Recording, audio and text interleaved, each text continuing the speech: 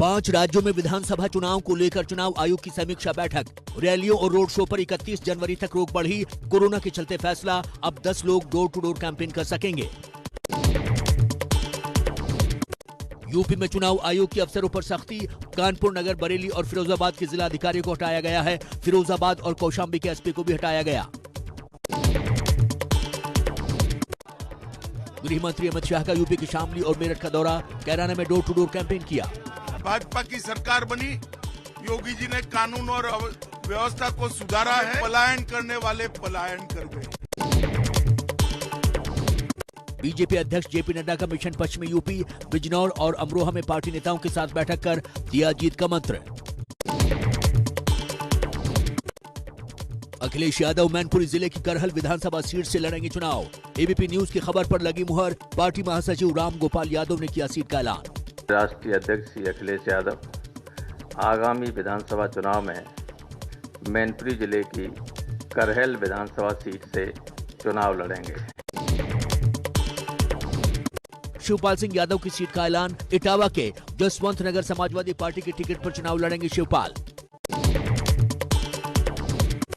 CM योगी का बुलंदशहर में BJP संवाद कार्यक्रम। प्रचार के दौरान योगी ने बच्चों को गोद में उठाया। एसपी पर साधा निशाना, कहा दंगाइयों को टिकट दे रही है एसपी।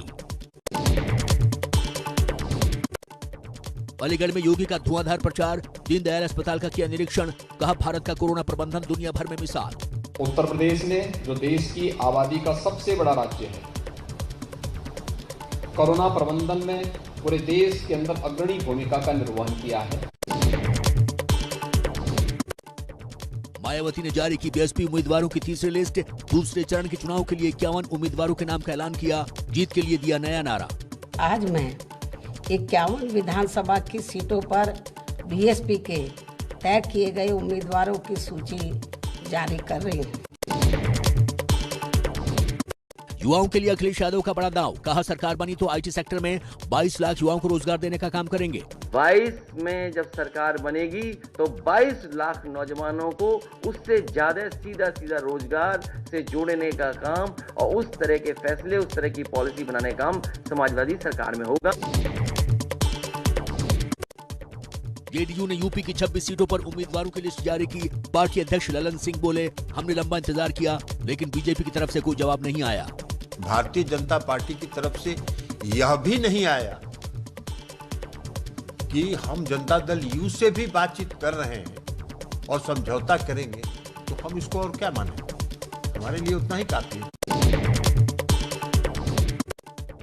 यूपी में दम लगाने में जुटे एआईएमआईएम प्रमुख असदुद्दीन ओवैसी लखनऊ में बोले, सरकार आने पर 5 साल में 2 मुख्यमंत्री और 3 उप मुख्यमंत्री बनेंगे। 5 साल के टेन्योर में 2 मुख्यमंत्री होंगे, एक ओबीसी समाज के और एक दलित समाज के, और 3 डिप्टी सीएम। एबीपी न्यूज सी वोटर के सर्वे में यूपी में हफ्ते भर में बीजेपी का वोट शेयर 1% बढ़ा। समाजवादी पार्टी का 1% घटा।